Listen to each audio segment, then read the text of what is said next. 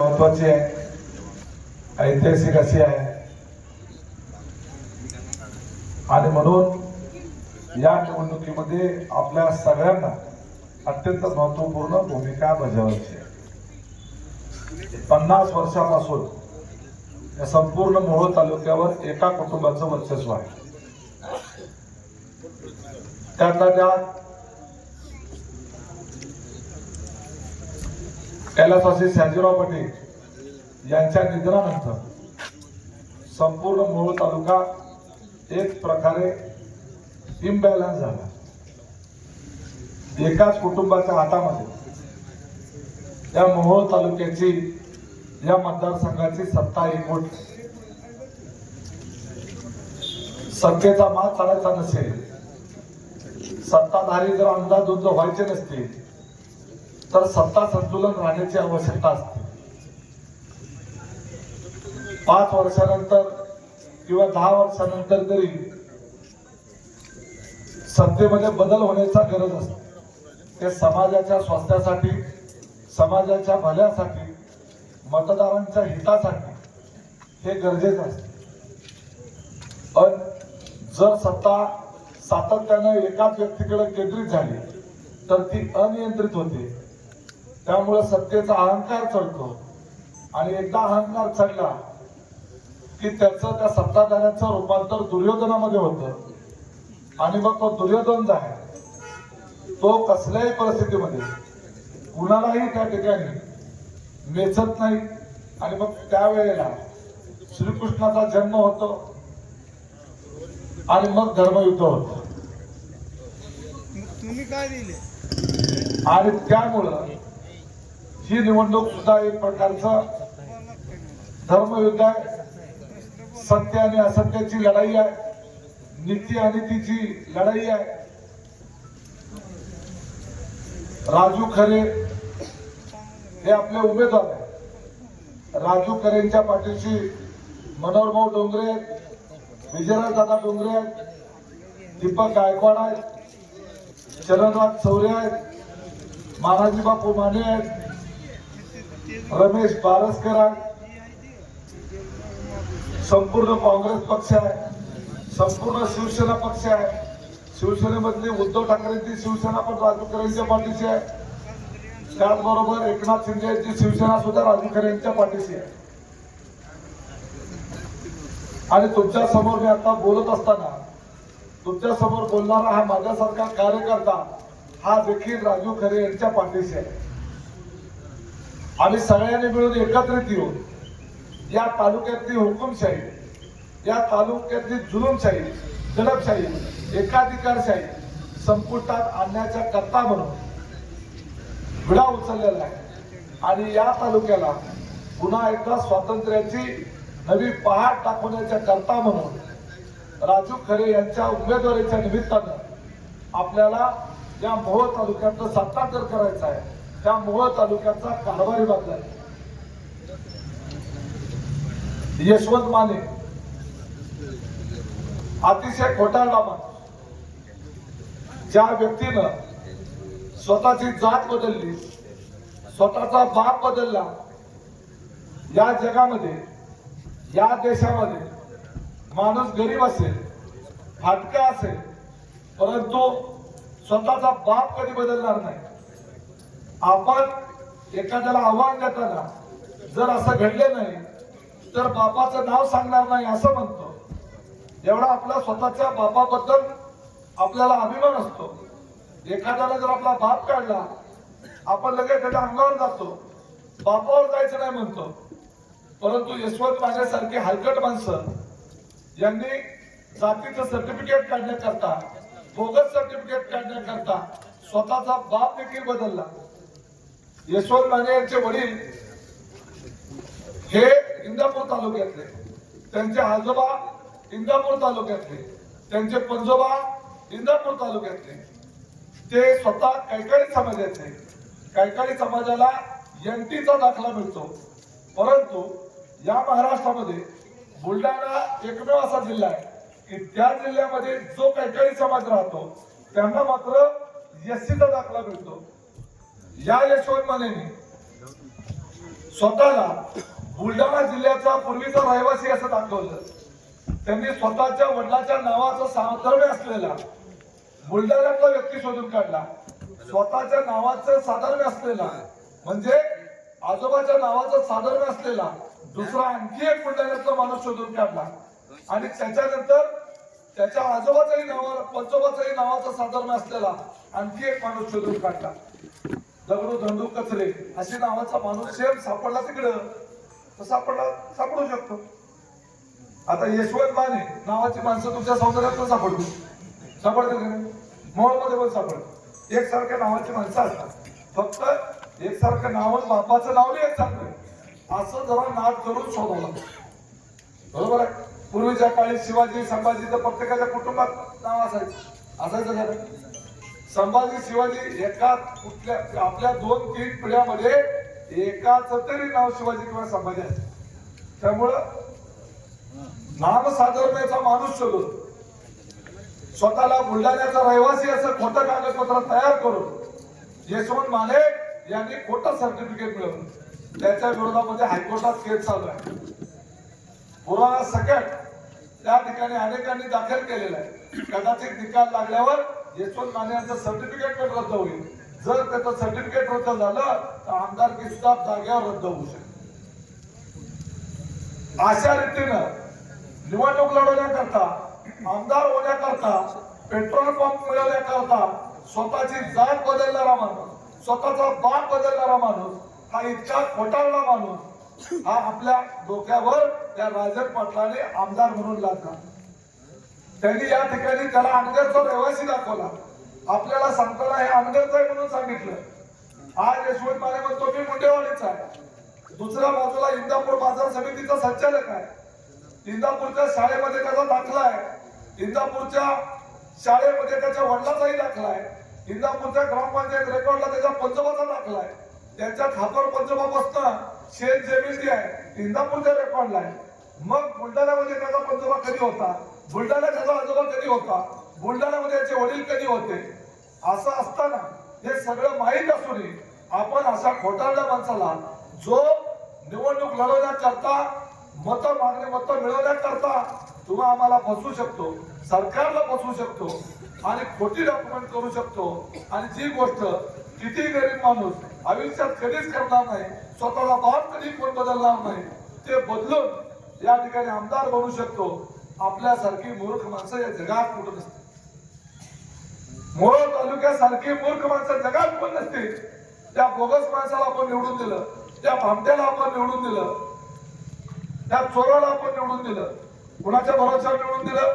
राजन पाटलाच्या भरोश्यावर निवडून दिलं. राजन पाटील काय बरं कशाच्या जोरावर हे सगळं करतो? तर पैशाच्या जोरावर, दहशतीच्या जोरावर हे सगळं करतो. प्रत्येक गावामध्ये गट पडले, शेजाऱ्यामध्ये भांडण लावलं, घराघरात भांडण लावलं, गावागावात भांडण लावलं, प्रत्येक वेशीवर भांडण लावलं. ह्याच्या गावची ग्रामपंचायत बिनविरोध होती, मग दुसऱ्या कुठल्याच गावची ग्रामपंचायत बिनविरोध होत नाही. आमदार केला लोकांचं ऐकतात, मग ग्रामपंचायती निवडणूक कसं ऐकत नाही? बाकीच्या प्रत्येक गावात 2-2 पार्ट्या झाल्या पाहिजे, 3-3 पार्ट्या झाल्या पाहिजे, त्यांच्यात हाणामारी लागली पाहिजे. त्यामुळं 2 पैकी 1 तरी पार्टी आपल्या बरोबर येते. या कारणाकरता याच्यामुळं कुठलंही विकास काम करायची गरज नाही, कुणालाही मदत करायची गरज नाही, कुठं रस्ता देण्याची गरज नाही, कुणाला पाणी देण्याची गरज नाही, कुणाला लाईट देण्याची गरज नाही, कुणाला घरं देण्याची गरज नाही, दवाखाना बांधण्याची गरज नाही, शाळा बांधण्याची गरज नाही. फक्त गावात 2 ठेवायच्या, दोघात भांडण लावायची, मनाला आपल्याला मिळतात अशा पद्धतीची व्यवस्था या राजन पाटलांनी केली. एवढा घाणेरडा आणि विकृत माणूस, लग्नाच्या आधी लफड्यांचं समर्थन करणारा माणूस. आपल्या पोरांना आपण चांगले संस्कार केले पाहिजे, आपले कार्यकर्ते आपण चांगल्या संस्काराचे उभे केले पाहिजे. परंतु लग्नाच्या आधी लफडी करण्याचं समर्थन करतो आणि त्याचा अभिमान म्हणून सांगतो. आज बाहेरच्या जिल्ह्यातल्या लोकांना आपल्या तालुक्यातल्या तरुण पोरांना मुली द्यायला लाज वाटेल. म्हणजे तुमच्या तालुक्यातली लोक लफडी करणारी लोक आहेत. लग्नाच्या आधी लफडी जर करत असतील, आमच्या पुढे आम्ही तुम्हाला कसं द्यायच्या असं उद्याच्याला बाहेरचे लोक विचारू शकतात. असा जर नेता आपल्या तालुक्याचा असेल आणि आपल्याला त्याच्यामुळे मान खाली घालावी लागत असेल तर असला नेता आपल्याला ठेवायचा. जर बापच असा असेल तर पोरं जी आहे ती त्याच्यापेक्षा जास्त बिघडलेली आहे. त्यामुळं तुमच्या आमच्या पुढच्या पिढ्यांचं भवितव्य जे आहे ते अंधकारमय होऊ शकतं. आपली पुढची तरुण पिढी वायाला जाऊ शकते, कारण यांना संस्कार नाही, त्यांना काही विचार नाही, अत्यंत घाणेरडे आणि निकृष्ट दर्जाचे विचार. माझी पोरं IAS झाल्या, माझी पोरं IPS झाल्या, हे अभिमानाने आपण सांगू शकतो. परंतु माझी पोरं 3ची 2ची कलमा बघून आल्या, ह्याचा अभिमान वाटणारा बाप कसला असू शकतो याचा विचार करा. आपली मुलं ज्या वेळेला परदेशात जाऊन उच्च शिक्षण घेतील त्यावेळेला तुम्ही म्हणसाल माझं पोरग लंडनला शिकतंय, अभिमान वाटू शकतो. एखाद्याची मुलगी डॉक्टर झाली, आपण म्हणतो माझी मुलगी डॉक्टर झालेली आहे, अभिमान वाटू शकतो. परंतु माझं पोरग 2 फुल मर्डर करून आले, हे कुठल्या बापाला अभिमान वाटू शकतं? राजन पाटलाला मात्र त्याचा अभिमान वाटतो. अशा पद्धतीचा अभिमान वाटणारा, गुंडागर्दीचा आणि दहशतीचं समर्थन करणारा, पुढच्या पिढीला देखील गुंडागर्दी आणि दहशतीचं वळण लावण्याच्या करता मी सुद्धा याच मार्गाने गेलो होतो. मोठं व्हायचं असेल, ताकदवर व्हायचं असेल तर मर्डर करावे लागतात, मोठं व्हायचं असेल तर लग्नाच्या आधीपासून लपडी करावी लागतात. असं जर आदर्श निर्माण करणारा नेता आपल्या तालुक्यात असेल तर त्याची आपल्याला लाज वाटते. आपण मूर्ख ठरू. बाहेरच्या तालुक्यातले, बाहेरच्या जिल्ह्यातले, इतर राज्यातले लोक हसतील आपल्याकडे बघून. असला घाणेरडा माणूस तुम्ही नेता कसं काय केला? म्हणजे तुम्ही पण त्याच कॅरेक्टरचे आहात, तुम्ही सुद्धा तसलीच लोक आहात, तुम्ही देखील घाणेरडी लोक आहात, तुम्ही देखील विकृत प्रवृत्तीचे लोक आहात, म्हणूनच तुम्ही असला नेता निवडला असं लोक आपल्याला म्हणतील. विकासाचा तर सोडूनच द्या, तालुक्यामध्ये विकास हा दिसतच नाही. 3,000 कोटीची कामं केली म्हणून यशवंत बोर्ड लावले. 3,000 पैकी जर कोटी खर्चले असतील तर मोहोळ तालुक्यात 100 गाव आहे, प्रत्येक गावाच्या वाट्याला 30 कोटी यायला पाहिजे. किती पैसे यायला पाहिजे? प्रत्येक गावाच्या वाट्याला 30 कोटी रुपये यायला पाहिजे. तुमच्या सौंदर्य गावात 30 कोटी रुपये आलेत का?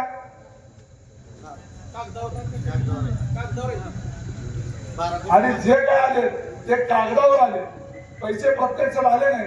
माझ्या भागामध्ये तर त्यांनी एका गावात 7 लाख रुपये गवत लावण्यासाठी खर्च केले. आमच्या गावात 14 लाख रुपये गवत लावायला खर्च केले. मी विचार करतोय गवत तर मनाला उगून येतंय, गवत लावायची काय गरज आहे? नाही, गवत चलन आहे, वन विभागातच आहे, गवतच लावत्या. मी सांगतोय काय ते गवताची तत्व मिळते. बांबू कुठेही लावला नाही. माझ्या शेताच्या शेजारी फॉरेस्ट आहे. माझ्या शेताच्या शेजारी फॉरेस्ट आहे आणि त्या फॉरेस्ट मध्ये गवत लावलं असं त्यांनी दाखवलंय. कुठेही काय लावलेलं नाही, काय नाही. पाऊस पडला मारण्याच गवत आलेलं आहे सगळं. ते गवत चालून कशासाठी आहे? जी तर गायरान असतात, भविष्य काळात गायरानामध्ये जनावरांना चांगल्या दर्जाचं खाद्य गवत उगवून यावं याच्याकरता बापू गवत लावलं जातं, बांबू नाही. जनावरांसाठी जे गायरान आहे किंवा फॉरेस्ट आहे तिथं जनावरांना गवत मिळावं याच्याकरता गवत लावलं जातं. परंतु प्रत्यक्षात कुठेही लावलं गेलं नाही. एक प्रचंड मोठ्या प्रमाणात भ्रष्टाचार, टक्केवारीचा बाजार. एवढं लक्षात घ्या, आपला तालुक्याचं टेंडर काढून यशवंत माने नावाच्या ठेकेदाराला आपला तालुका या राजन पाटलांनी विकून टाकला, गहाण ठेवला. 5 वर्ष त्याच्यातून दलाली खाल्ली आणि आपण मात्र या ठिकाणी विकासापासून वंचित राहील. या मोहोळ तालुक्यामध्ये एकही मोठा प्रकल्प नाही, एकही मोठी कंपनी नाही, एकही मोठी शाळा नाही, एकही मोठा कॉलेज नाही, मेडिकल कॉलेज नाही, इंजिनिअरिंग कॉलेज नाही, एखादं मोठं हॉस्पिटल नाही, सिव्हिल हॉस्पिटलचा पत्ता नाही. अशा पद्धतीनं या मोहोळ तालुक्याला विकासापासून वंचित ठेवलं. मग तुम्ही मला राजू खरे यांना मतदान केल्यानंतर तुम्ही काय करणार? तुम्ही विचारताल ना, यांनी हे नालायक निघलेले 50 वर्ष यांना देऊन बघितली, 5 वर्ष आम्हाला द्या. या 5 वर्षामध्ये या मोहोळ तालुक्याचा, या मोहोळ मतदारसंघाचा आम्ही चेहरा मोहरा बदलून टाकू. या मोहोळ मतदारसंघाला बारामतीच्या धर्तीवर देशातला एक उत्तम दर्जाचा विकसित झालेला तालुका आणि या विकसित झालेला मतदारसंघ बनवू. या तालुक्यामध्ये पंचतारांकित MIDC आणू. या तालुक्यामध्ये किमान 10,000 तरुणांना रोजगार मिळेल अशा पद्धतीची MIDC करून पुणे मुंबईला जसे उद्योग आहे ते उद्योग या मतदारसंघामध्ये आणू. IT क्षेत्र या ठिकाणी डेव्हलप करू, IT इंडस्ट्री या ठिकाणी आणण्याचा प्रयत्न करू. या ठिकाणी सोलाई सरकार दूध प्रकल्प या मोहोळ मध्ये आपण उभा करू, जेणेकरून आमच्या शेतकऱ्यांचं दूध सोनाईला तिकडे एवढं, सोनाईला, प्रभातला, नेचरला तिकडे पाठवण्याच्या ऐवजी आपल्या तालुक्यामध्ये या दुधाचं संकलन होईल. त्यामुळे शेतकऱ्यांना चांगला दुधाला बाजार मिळेल. याकरता आम्ही प्रयत्न करू. आमदाराची सगळी ताकद या मतदाराच्या विकासाकरता वापरू. या मतदारसंघामध्ये एकही रस्ता जो आहे तो व्यवस्थित नाही. या मतदारसंघातले 100% रस्ते हे चांगल्या दर्जाचे करण्याचा आम्ही त्या ठिकाणी संकल्प करू. या मतदारसंघामधल्या दलित वस्त्या दुरुस्त करण्याचा प्रयत्न करू. या मतदारसंघातले सगळे दवाखाने अत्यंत उत्तम दर्जाचे करू. त्या ठिकाणी चांगले डॉक्टर असतील याची व्यवस्था करू. या मतदारसंघातल्या सगळ्या शाळा ज्या आहेत शाळा खोल्या दुरुस्त करू. खोल्या नसतील तिथं नवीन खोल्या देऊ. मुलांच्या करता चांगली शिक्षणाची व्यवस्था करू. MIDC आणू. उद्योग उभारू. किमान 10,000 तरुणांना रोजगार मिळेल अशी व्यवस्था या तालुक्यामध्ये करू. या ठिकाणचं अर्थकारण वाढेल. जिथं जिथं शेतीला पाणी पोहोचलेलं नाही त्या त्या ठिकाणी शेतीचं पाणी पोहोचवण्याचा प्रयत्न करू. भीमा आणि सीना नदीवर बॅरेज बंधारे उभारू. नुसतं आश्वासन देऊन चालणार नाही. राजे पाटलांनी घोषणा केली, मागणी केली की सीना नदीवर आणि भीमा नदीवर बॅरेज बंधारे उभारले पाहिजेत आणि त्याची मागणी केली. मला सांगा सीना नदीचा उगम कधी झाला?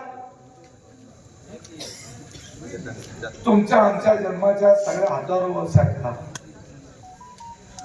राजन पाटील 15 वर्षात स्वतः आमदार होते. त्याच्यानंतर 15 वर्ष राजे पाटलाचाच आमदार होता. हे ज्यावेळेला आमदार होते यांचे ज्यावेळेला 3 वेळेला आमदार होते त्यावेळेला देशात त्यांचा पंतप्रधान होता.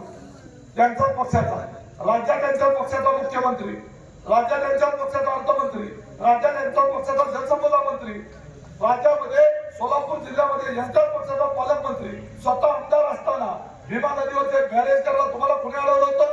सीना नदीवरचे बॅरेज करायला तुम्हाला कुणी अडवलं होतं? सीना भगवती जोड प्रकल्प पूर्ण करायला तुम्हाला कुणी अडवलं होतं? आष्टी उपसा सिंचन योजना पूर्ण करायला तुम्हाला कुणी अडवलं होतं? शिरापूर उपसा सिंचन योजना पूर्ण करायला तुम्हाला कुणी अडवलं होतं? हे सगळं सत्ता असताना करू शकलं नाही आणि आता आम्ही करू, अजून एकदा आमचा आमदार निवडून द्या असं लोकांच्या समोर सांगताय. हे लोकांची फसवणूक आहे. त्यामुळं माझं सौंदर्यकरांना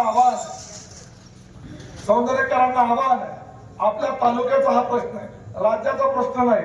हा तालुक्याचा प्रश्न आहे, आपल्या भविष्याचा प्रश्न आहे, पुढच्या भविष्याचा प्रश्न आहे. राजन पाटलासारख्या नालायक माणसाच्या हातामध्ये या मोहोळ तालुक्याची सूत्र पुन्हा दिली तर हा कर्दन काळ होईल. हा औरंगजेब आहे, हा राक्षस आहे, हा दैत आहे. तो पहिल्यांदा मारून टाकला पाहिजे, त्याला पहिल्यांदा संपवला पाहिजे. जोपर्यंत त्याच्या हाताची सत्ता काढून घेतली जात नाही तोपर्यंत त्याची मस्ती करणार नाही. अहंकारामध्ये त्याने अप्पर तहसील कार्यालय तयार केलं, मोहोळ तालुक्याचे 2 तुकडे केले.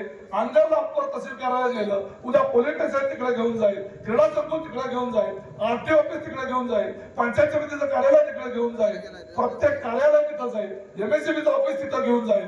तुम्हाला त्या अनगरमध्ये प्रत्येक कामासाठी जावं लागेल. उद्या त्याला अनगरमध्ये जायचं म्हणजे गुलामी पत्करून जावं लागेल. राजन पाटलाच्या आणि त्याच्या 2 पोरांच्या पाया पडल्याशिवाय, त्यांच्याकडे लोटांगण घातल्याशिवाय तुमचं कुठलं सरकारी काम होणार नाही. जर ही गुलामी तुम्हाला पत्करायची नसेल, स्वाभिमानाने तुम्हाला राहायचं असेल, अभिमानाने तुम्हाला जगायचं असेल, मोकळा स्वातंत्र्याचा श्वास घ्यायचा असेल तर तुम्हाला सगळ्याला निर्णय करावा लागेल. तुम्हाला 20 तारखेला राजू खरे यांच्या नावासमोर शिक्कामोर्तब करून तुतारीचं बटन दाबून त्यांना विजयी करावं लागेल. एवढंच सांगतो आणि थांबतो.